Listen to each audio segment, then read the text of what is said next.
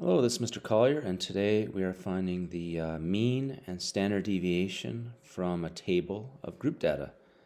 Okay, so we can do this all on our HP prime calculator. We just simply type in the data and it does all the work for you. First of all, the modal class is the class. These can be considered classes, in other words, intervals.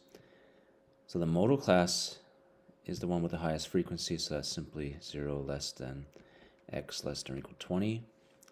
To get an estimate for the mean and the standard deviation, we are just going to get our calculator to do it. You can do the mean by hand, but we have to do standard deviation, so I might as well do all that on the calculator, and I'll do it real quick.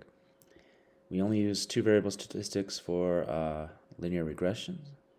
Okay, so we're going to use one variable statistics, and let me clear this data.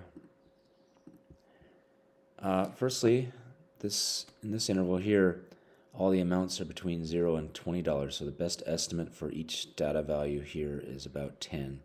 So remember, this is just an estimate. So the standard way to estimate it is to use the mid interval values. Okay? So the middle of these, basically the average of 60 and 40 is 50. So get the middle of each of these. Be careful, there's a bit of a jump here. This is 100. And these are the numbers we're going to type into our calculator. 10, 30, 50, 70, 100. And over here, 50, 40, 48, 30. Make sure you don't have a typo. And first of all, before we click stats, you must click on symbol and make sure everything's okay here. This should be on box and whisker or histogram. This should say D1 and D2. If it doesn't say D2 there, you go to column and you insert D2. So make sure that's okay. Maybe you have to click plot to make sure the data is entered into the system. Go back to the app and click on stats, and it gives you, now it says n equals 200, which is good because we have 200 people, so that's good that it's calculated all the values.